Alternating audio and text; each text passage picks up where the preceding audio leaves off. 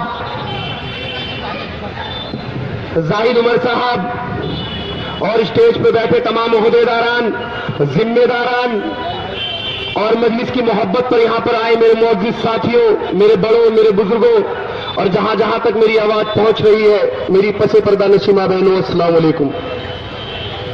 میرے بھائی, یہ کوئی انتخابی جلسہ تو نہیں, کوئی چناؤ کا میدان نہیں, لیکن دلی کی سرزمین پر اور اس باڑے کے اندر چملیان روڈ پر اگر یہ جلسہ منعقد کیا گیا ہے تو آپ کو معلوم ہے کہ مجلس اتحاد المسلمین ہندوستان کے اندر تمام مظلوموں کی آواز بننے آئی ہے. آپ کو پتا ہے یہاں پر وقف بورڈ کو لے کر جو ہماری وقف بورڈ کے اوپر تمام ہماری جاگیرداری پر قبضہ ہے اس کو ہٹانے کے لیے اور اس کو انصاف دلانے کی مانگ کے لیے ہم لوگ یہاں پر اکٹھا ہوئے ہیں. میرے بھائی, آج میں آپ کے بیچ میں آیا ہوں تو میں ایک پیغام لے کر آیا ہوں آپ کے بیچ میں کہ آپ جانتے ہیں کہ ہندوستان کی آزادی کے 72 سال ہونے کے بعد بھی آج اگر ہم اپنے بستیوں میں دیکھتے ہیں تو نہ ہی کوئی خوشحالی ہے, نہ ہی کوئی ترقی ہے, نہ ہی ہمارے بچوں کے لیے کوئی علم کے لیے کوئی اچھے اسکول, نہ ہی میرے بھائی ہماری بستیوں میں کوئی صفائی. اگر ان 72 سال کی آزادی میں اگر ہمیں سچر کمیٹی کی رپورٹ آتی ہے یا محمد الرحمان کمیٹی کی رپورٹ آتی ہے یا گوپال سنگھ کمیشن کی رپورٹ آتی ہے, یہ تمام کمیٹیاں جب آتی ہے اور ہمیں بتاتی ہے کہ اس 72 سال کی آزادی کے بعد ہندوستان کے اندر رہنے والے مسلمان جو 25 کروڑ کی آبادی میں ہے میرے بھائی, وہ دلتوں سے بھی بدتر زندگی جی رہے ہیں. اگر ہندوستان کے مسلمانوں کا آج حال یہ ہے کہ آج وہ بدحال ہے اور سب سے خستہ حال ہے میرے بھائی, تو میں ایک پیغام لے کر آیا ہوں آپ کے بیچ میں, ایک پیغام دینے آیا ہوں کہ جب میں یہاں سے جاؤں میرے بھائی تو آپ لوگ ایک ارادہ کریے گا, ایک فیصلہ کریے گا کہ مجلس اتحاد المسلمین دلی کی سرزمین پر یا پورے ہندوستان کے اندر یا پورے ملک کے اندر کیوں جا رہی ہے میرے بھائی. میرے قائد الحاظ بیرسٹر اسدالدین اویسی صاحب آپ کو پورے ہندوستان میں پیغام دے رہے ہیں اتحاد کا, آپ کو متحد کرنا چاہتے ہیں, آپ کو منظم کرنا چاہتے ہیں میرے بھائی. آپ ایک ارادہ بنائیے میرے بھائی, کیونکہ ہندوستان کے اندر آج جو سب سے زیادہ ناانصافی اگر کسی قوم کے ساتھ ہے میرے بھائی تو وہ ہندوستان کے مسلمان ہیں. میری باتوں کو غور سے سنیے گا میرے بھائی کہ آج ہندوستان کا دستور دیکھ کر یہ سمجھ میں آیا ہے, آج ہندوستان کا دستور دیکھ کر یہ سمجھ میں آیا ہے کیوں ہندوستان میں مسلمان اتنا رویا ہے اور اتنا چلایا ہے.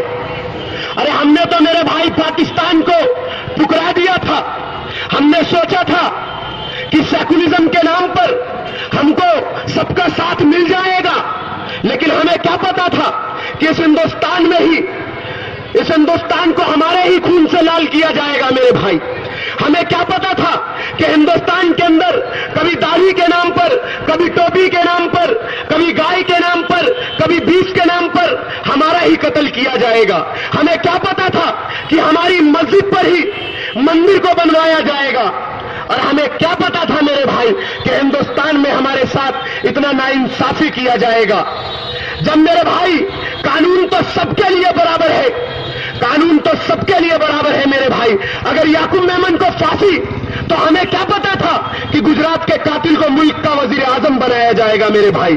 ہمیں کیا پتا تھا کہ گجرات کے قاتل کو ملک کا وزیر اعظم بنایا جائے گا.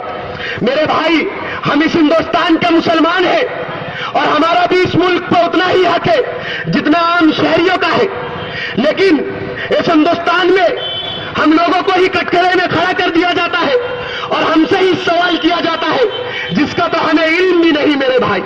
ہر روز ہندوستان میں ہمارے ہی اوپر مدے پر مدے بنائے جاتے ہیں, ہر روز ہم پر ہی سوال, ہر روز ہم ہی اور ہم پر ہی مدے بنا کر یہ دلال میڈیا ہم پر ہی تنقید کستی ہے میرے بھائی. ہم کو ہی نفرت کے ترازو میں تولا جاتا ہے اور ہم کو ہی نفرت کا نظریہ بنا دیا جاتا ہے. کیا ہندوستان کے مسلمانوں کی پہچان صرف داڑھی ٹوپی یا تلاق حلالہ ہی ہے میرے بھائی؟ ہم لوگ کے بھی روز مرہ کی طرح زندگی ہے میرے بھائی. ہم لوگ بھی کام دھندا کرتے ہیں, ہم لوگ بھی روزگار کرتے ہیں, پھر بھی ہمیں نفرت کے ترازو میں تولا جاتا ہے میرے بھائی. بتائیے کیا ان لوگوں کو ہماری ماں بہنیں جو برقعے میں لپیٹی رہتی ہے ان کو 3 طلاق کی ماری نظر آتی ہے؟ لیکن میرے بھائی یہ لوگ جو سازش کا ایک نظریہ ہمارے ارد گرد بنتے جا رہے ہیں اور اس ارد گرد سازش کو مضبوط کرنے کی ان کی سازش ہو رہی ہے میرے بھائی، ان کو نہیں معلوم کہ ہمارے میں بھی کوئی ڈاکٹر ہے، کوئی انجینئر ہے، کوئی کلکٹر ہے، کوئی آئی ایس ہے، کوئی آئی پی ایس ہے، کوئی سنگر ہے، کوئی سیاست دان ہے، لیکن میرے بھائی سب سے پہلے ہم ہندوستان کے مسلمان ہیں۔ تو میں ان کو کہہ دینا چاہتا ہوں، سنو، ٹوٹی ہوئی زنجیر کی فریاد ہے ہم، ٹوٹی ہوئی زنجیر کی فریاد ہے ہم۔ دنیا سمجھتی ہے کہ آزاد ہے ہم، دنیا سمجھتی ہے کہ آزاد ہے ہم۔ ارے کیوں لگتے ہیں اپنے ہی ملک میں ہم پردیسی؟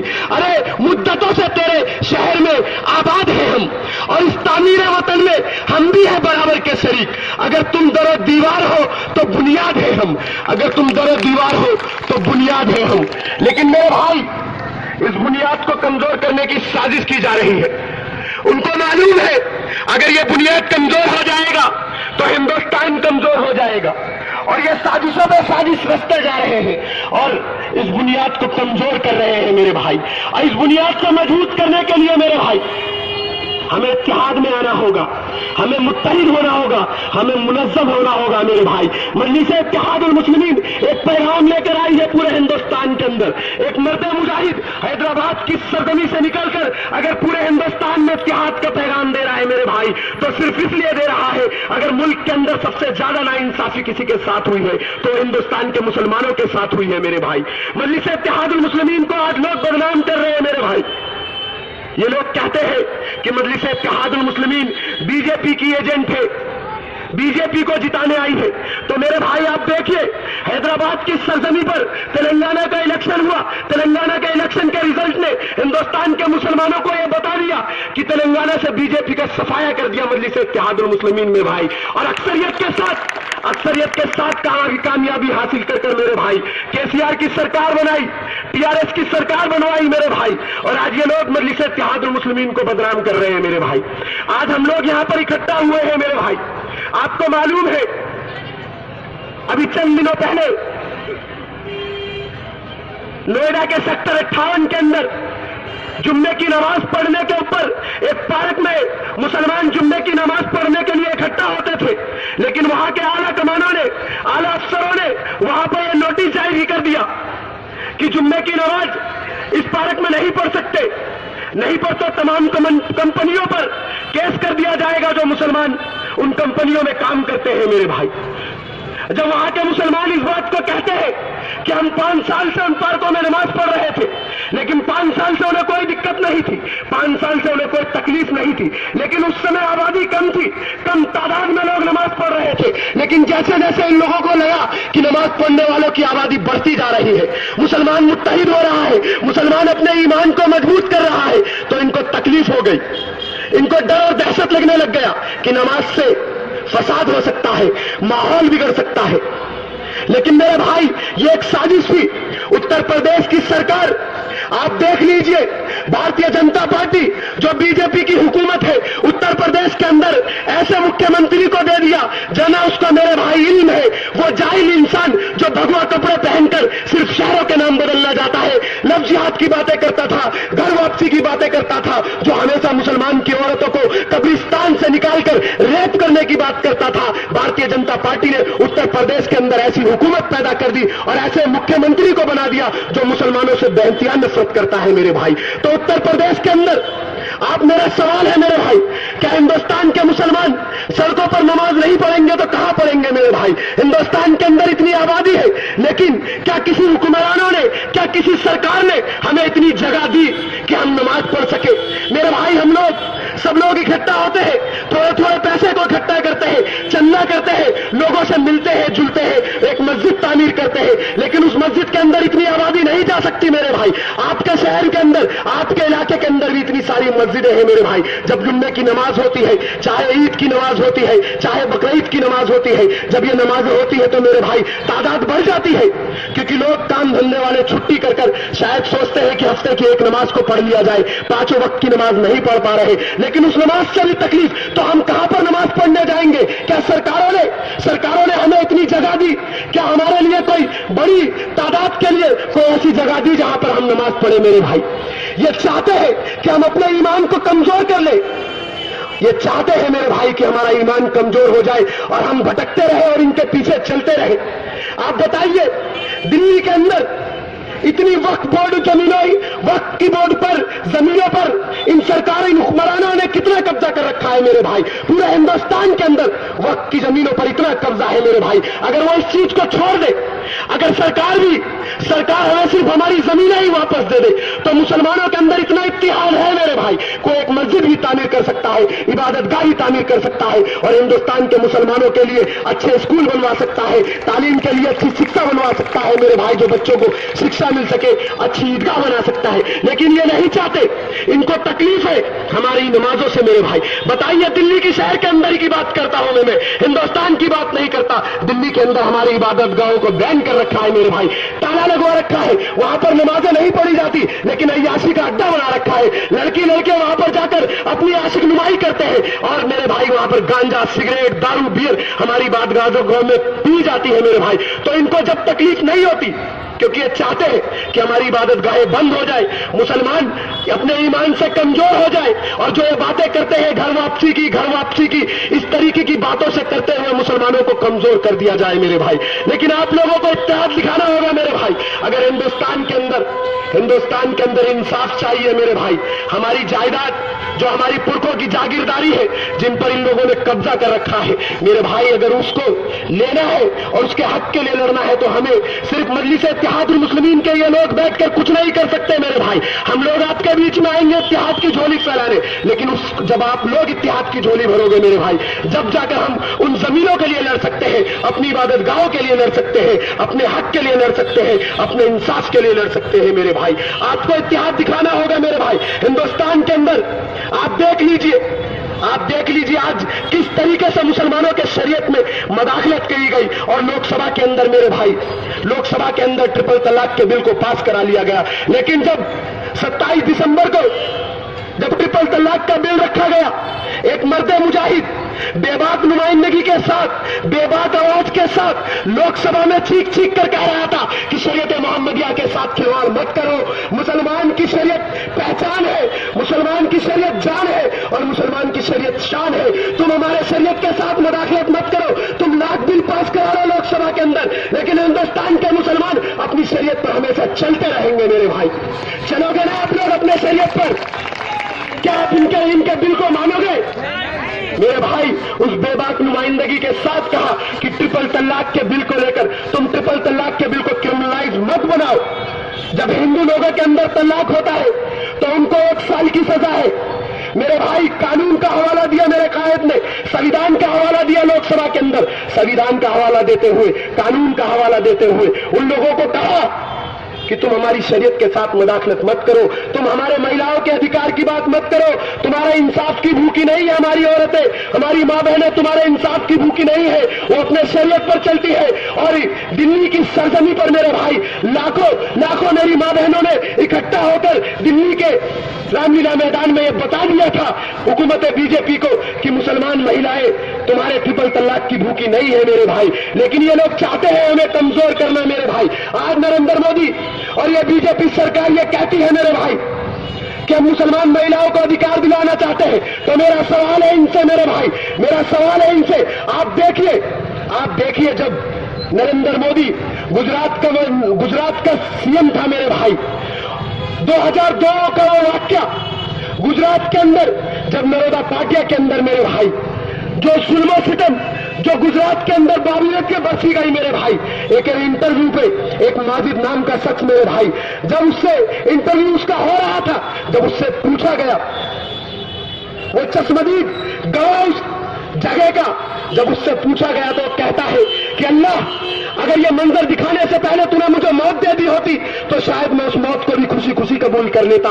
وہ کہتا ہے کہ اللہ اگر میری آنکھیں اندھی ہو جاتی تو شاید میں اپنی آنکھوں کو بھی پھوٹا ہوا سمجھ لیتا, لیکن شاید ایسا منظر نہ دکھاتا. وہ کہتا ہے نرودا پاٹیا کے اندر 5 سال کی بچی ہو, چاہے 10 سال کی بچی ہو, چاہے 15 سال کی لڑکی ہو, چاہے 20 سال کی لڑکی ہو, چاہے 30 سال کی عورت ہو, چاہے 40 سال کی عورت ہو, یہ درندے ظالم ہمارے گھروں سے ہماری ماں بہنوں کو گھسیٹ گھسیٹ کے لا رہے تھے اور ان کا ریپ کر رہے تھے اور ان کو مار دیتے. یہاں تک نہیں, وہ کہتا ہے میں کیسے بتاؤں اس درد کے منظر کو. وہ کہتا ہے کہ ایک عورت جس کی 7 بجے ڈلیوری ہونے والی ہے, 7 بجے اس کی ڈلیوری ہونے والی ہے اور 7 بجے اس کے پیٹ کو چیر دیا جاتا ہے, اس کا ریپ کر دیا جاتا ہے, اس کے پیٹ سے زندہ بچہ کو نکالا جاتا ہے اور تلوار سے اچھال کر اس کے 2 ٹکڑے کر دیے جاتے ہیں میرے بھائی. وہ کہتا ہے میں اس منظر کو کیسے بیان کروں. وہ کہتا ہے کہ 4 سال کی بچی, 5 سال کی بچی کیا ہوتی ہے مسلمانوں؟ 4 سال کی بچی, 5 سال کی بچی جسے ہم اپنے گودوں میں لے کر گھومتے, اپنے گھروں میں کھلاتے ہیں, 4 سال 5 سال کی بچی کو یہ 20 سال کے 25 سال کے درندے پیر گھسیٹ گھسیٹ کر ان کا ریپ کر رہے تھے اور وہ بچہ چیخ چیخ کر کہہ رہی تھی کہ ابا بچا لو, ابا بچا لو, لیکن کوئی ان کی فریاد سننے والا نہیں تھا میرے بھائی. آج یہ ہمارے مہیلاؤں کے ادھیکار کی بات کر رہا ہے. ارے جس نے گجرات کے اندر میرے بھائی درندگی کا وہ تماشا پیش کیا, ہماری ماں بہنوں کو میرے بھائی ننگا کر کے گھمایا گیا, آگوں میں ڈالا گیا, زندہ جلایا گیا, اس کے باوجود بھی ہمارے شریعت میں مداخلت کر رہے ہیں. یہ مسلمانوں کوئی ٹرپل طلاق تو ہماری ماں بہنوں کو حق نہیں دلانا چاہتے, یہ اصل معنی میں مسلمانوں کو کمزور کرنا چاہتے ہیں. ان کو معلوم ہے جس دن مسلمان, ان کو لگ رہا ہے مسلمان اتحاد میں آ گیا میرے بھائی, متحد ہو جائے گا تو ہماری حکومتیں چھن جائے گی, ہماری کرسیاں چھن جائے گی, اس لیے آج وہ مسلمانوں کو کمزور کرنا چاہتے ہیں. کیا ٹرپل طلاق کے بل کے لیے میرے بھائی کتنے 5 کروڑ سے زیادہ میری ماں بہنوں نے سائن کر دیا کہ ہمیں ہماری شریعت کے ساتھ مداخلت نہیں پسند ہے, لیکن یہ لوگ پھر بھی میرے بھائی اس بل کو لے کر آئے اور لوک سبھا میں بھارتیہ جنتا پارٹی کی تعداد ہے میرے بھائی, اس وجہ سے لوک سبھا میں یہ بل پاس ہو گیا. لیکن اللہ سے دعا کریے کہ اللہ ابھی راجیہ سبھا میں اس بل کو رکھا جائے گا اور این ڈی اے سرکار کے پاس, بی جے پی حکومت کے پاس اتنی اکثریت نہیں ہے میرے بھائی راجیہ سبھا میں. اب ہم رہنماؤں کو دیکھنا ہے, ان سیکولزم کے جو نعرے بھرتے ہیں, اب راجیہ سبھا میں ان کو دیکھنا ہے جو ہم سے کہتے ہیں ہم تمہارے رہنما ہیں, ہم تمہارے حق کی بات کرتے ہیں, ہم تمہارے انصاف کی بات کرتے ہیں. اب راجیہ سبھا میں یہ دیکھنا ہے کون سا رہنما ہماری رہنمائی کی بات کرے گا, کون سا رہنما 165 ووٹ ایسے ہیں جو راجیہ سبھا میں ہمارے حق میں گر سکتے ہیں میرے بھائی. اگر ان لوگوں نے عقل اصل معنی میں مسلمانوں سے محبت ہوگی تو میرے بھائی آپ لوگ دعا کریے کہ اللہ ان کے ایمان کو تازہ کرے اور ہمارے حق میں وہ ووٹ گرائے تاکہ راجیہ سبھا میں ٹرپل طلاق کے ہماری شریعت کے ساتھ جو مداخلت ہو رہی ہے میرے بھائی, اس ٹرپل طلاق کے بل کو کینسل کر دیا جائے میرے بھائی. آپ دیکھیے اتنے ہندوستان کے اندر ایم پی ہے, پورے مہاراشٹر میں میرے بھائی ہماری آبادی ایسا نہیں ہے, پورے ہندوستان میں بنگال ہو چاہے مہاراشٹر ہو چاہے بہار ہو ہماری آبادی ہے میرے بھائی, ہمارے لوک سبھا ممبر بھی ہے, لیکن کوئی ہماری آواز کو نہیں اٹھاتا لوک سبھا کے اندر, کیونکہ ان کے اپنے آقاؤں کو خوش کرنا ہوتا ہے. ان کے اوپر اعلیٰ کمان بیٹھے ہیں, جب تک وہ حکم نہیں کریں گے وہ آواز نہیں اٹھائیں گے. لیکن ایک مرد مجاہد جس کو صرف اللہ کا ڈر ہے اور اپنے نبی کا غلام ہے, وہ تم مسلمانوں کے حق اور انصاف کی بات کرتا ہے لوک سبھا کے اندر, تمہارے حقوق کی بات کرتا ہے ہر بار, چاہے وہ اخلاق ہو, چاہے وہ جنید ہو, چاہے وہ پہلو خان ہو, جتنے بھی ہمارے ساتھ ناانصافی ہوئی ہے, چاہے وہ فیضل خان ہو, ایک اکیلا واحد شخص لوک سبھا کے اندر اپنی آواز کو گنجاتا ہے تمہارے حق اور انصاف کے لیے میرے بھائی. کیوں میرے بھائی؟ کیونکہ انہیں پتا ہے اگر ہندوستان کے اندر کسی کے ساتھ سب سے زیادہ ناانصافی ہوئی ہے تو وہ ہندوستان کے مسلمان ہیں میرے بھائی. آج نصر الدین صاحب یہ بات کہہ دیتے ہیں کہ اس ملک میں مجھے ڈر لگتا ہے, تو اس بات کو یہ لوگ بڑا بڑا بنا کر دکھا رہے ہیں. آپ کو یاد ہے ملک کا وزیر اعظم ابھی نریندر مودی کچھ دنوں پہلے کہہ رہا تھا کہ مجھے اپنی جان کا خطرہ ہے. ارے کس سے تجھے جان کا خطرہ ہے میرے بھائی؟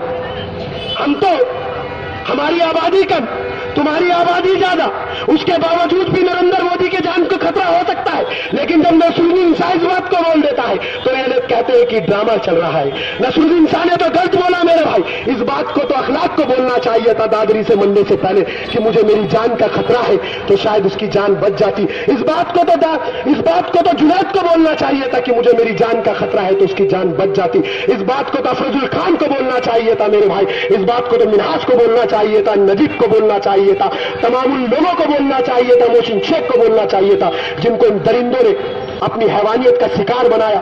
कभी गाय के नाम पर मार दिया, कभी टोपी के नाम पर मार दिया मेरे भाई, कभी गाय के नाम पर मार दिया, कभी टोपी के नाम पर मार दिया, और कभी दाढ़ी के नाम पर मार दिया मेरे भाई। तो मैं इनसे कहना चाहता हूं, सुनो हमें मारने वालों, सुनो बीजेपी, आरएसएस, बजरंग दल, विश्व हिंदू परिषद वालों, हमें मारने वालों, तुम्हारे पापों को सरे बाजार फोड़ जाएंगे, मिसले इब्राहिम जुल्मत की बुतों को तोड़ जाएंगे, और लश्कर लश्कर लश्कर करेगा हमारी दलेरी की तफसीरें। हम मरकर भी अपने जीने की खबर छोड़ जाएंगे मेरे भाई, हम मरकर भी अपने जीने की खबर छोड़ जाएंगे। कब तक मेरे भाई, कब तक दूसरों का झंडा उठाओगे? कब तक बिरादरी के नाम पर वोट करोगे? कब तक सुन्नी वहाबी बरेली के नाम पर वोट करोगे मेरे भाई?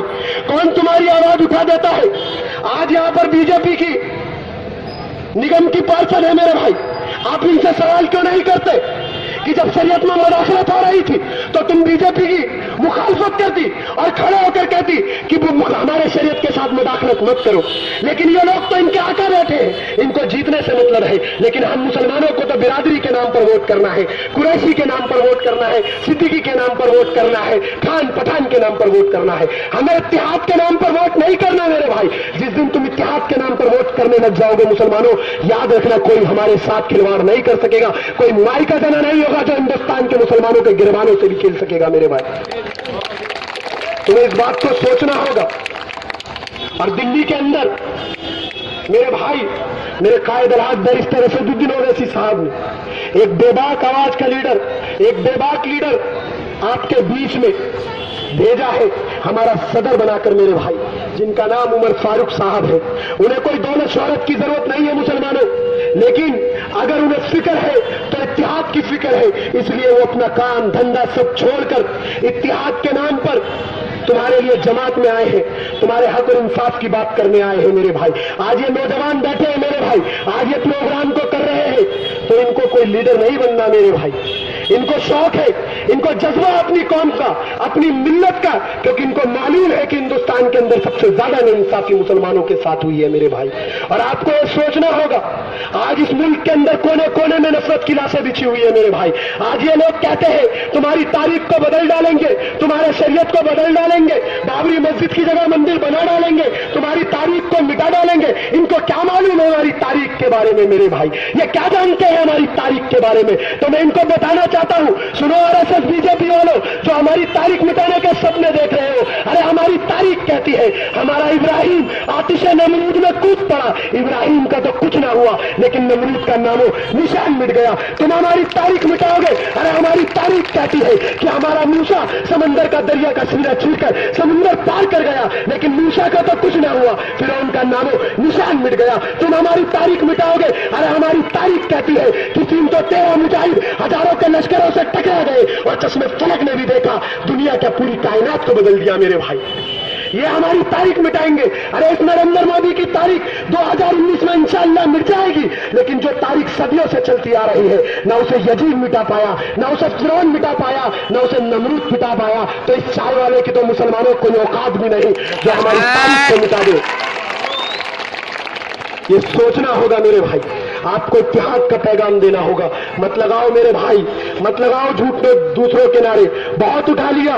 72 सालों से मुसलमानों सेकुलरिज्म के नाम पर लुटते आए हो, पीटते आए हो, कटते आए हो। कभी कांग्रेस का झंडा उठा के नारे लगाने लगते हो कि जीतेगा भाई जीतेगा, कांग्रेस वाला जीतेगा। कभी मेरे भाई बीजेपी का झंडा उठा लिया, कभी समाजवादी का झंडा उठा लिया, कभी बहुजन समाजवादी का झंडा उठा लिया। इन 72 सालों से दूसरों का झंडा उठाते आए, दूसरों के नारे लगाते आए। अरे मुसलमानों, नारा लगाना है तो नारा लगाओ ना जो उस दौर में लगता था। नारा सिद्दीक की सदाकत पर लगता था, नारा उमर की अदालत पर लगता था, नारा उस्मान की सखावत पर लगता था, और नारा अली की बहादुरी पर लगता था कि जीतेगा भाई जीतेगा, ईमान वाला जीतेगा।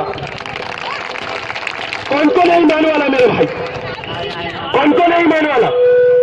राहुल गांधी ईमान वाला? क्या मोदी माने रहा? हाथ खड़े करके बोलो मेरे भाई, कौन ईमान वाला? राहुल गांधी? क्या मोदी? क्या मुलायम? कौन है मेरे भाई? मेरा कायद बैरिस्टर असदुद्दीन ओवैसी ईमान वाला, अकबरुद्दीन ओवैसी ईमान वाला, और हम सब ईमान वाले मेरे भाई। ईमान वाले का नारा लगाओ भाई, अपनों को जिताओ, یہ تمہارے بیچ میں میرے بھائی اتحاد کا پیغام لے کر آئے ہیں، تمہیں متحد کرنے آئے ہیں، تمہیں منظم کرنے آئے ہیں میرے بھائی۔ اب یہ آسمائی چلتی زمین پر نہیں آنے والا، کوئی اور پیغمبر یہاں نہیں آنے والا۔ پیاس کہتی ہے ریت نچوڑی جائے، اب ہمارے حصے میں سمندر نہیں آنے والا۔ ہم پکاریں گے تو اہل حرم آئیں گے، اڑاتے ہوئے نصرت کے علم آئیں گے۔ اب میرے بھائی ابابیلوں کے مانند ہم آئیں گے، وہ بات الگ ہے، تعداد میں کم آئیں گے میرے بھائی، لیکن ان کے ہوش اڑا کر لے کر جائیں گے میرے بھائی۔ سوچو مسلمانوں، سوچو، یہ سوچنے کی گھڑی ہے، اور تمہیں سوچنا ہوگا، ان نوجوانوں کا ساتھ دینا ہوگا، تمہیں ان کے قدم سے قدم ملا کر چلنا ہوگا، اور گھروں میں جا کر پیغام دینا ہوگا۔ آج ہم لوگ یہاں پر اتنے اکٹھے ہوئے میرے بھائی، جب آپ لوگ اتحاد کا پیغام دو گے، جب آپ لوگ گھروں میں دعوت دو گے مجلس کا، آپ بتاؤ گے کہ مجلس اتحاد المسلمین کس لیے آئی ہے، الحاج قائد بیرسٹر اسد الدین اویسی صاحب کس کے حق کی بات کر رہے ہیں، تو وہ آپ لوگوں کی باتوں کو سمجھیں گے میرے بھائی۔ مسلمانوں کے اندر ابھی ایمان زندہ ہے میرے بھائی، ہم لوگ متحد ہو سکتے ہیں، ہم لوگ اتحاد میں آ سکتے ہیں میرے بھائی، لیکن ضرورت اس کی ہے کہ آپ لوگ یہاں سے سن کر چلے جاؤ گے لیکن پیغام نہیں دو گے میرے بھائی۔ جب آپ یہاں سے سن کر جا رہے ہو تو گھروں میں جا کر پیغام دو اتحاد کا، اور بتاؤ ایک مضبوط قیادت کے نیچے آؤ میرے بھائی۔ مانا کہ ہم سرکار کے اندر اپنی حکمرانی نہیں کر سکتے، ہم اپنی سرکار نہیں بنا سکتے، لیکن خدا کی قسم میرے بھائی اگر ہم اتحاد میں آ گئے تو ہمارے بغیر بھی کوئی سرکار نہیں بنا سکتا اس ہندوستان کے اندر۔ یہ تمہیں سوچنا ہوگا میرے بھائی، وقت کی ضرورت ہے میرے بھائی۔ میں آپ کو بتا رہا ہوں اس ملک کی فضا میں آتشی بھی گولے ہیں، اس ملک کے حکمراں سیدھی راہوں سے بھولے ہیں۔ جب محنت مزدور کی کمائی پر ایک امیر پلتا ہے، اور جب سڑک پر ایک غریب مرتا ہے، درد سے بلکتا ہے، قرض سے تڑپتا ہے، تو مجھ سے سوال کرتا ہے ایسا کوئی طبیب جو درد کی دوا دے سکے، ایسا کوئی طوفان جو سمندروں کے دلوں کو دہلا سکے؟ تو ہاں میرے بھائی، ان کے کام دیکھتے ہوئے، ان کے انتظام دیکھتے ہوئے میرے دل سے یہی نکلتا ہے حق اور انصاف کی آواز اٹھانے والا میرا قائد بیرسٹر اسد الدین اویسی ہے جو تمہارے حق اور انصاف کی بات کر سکتا ہے۔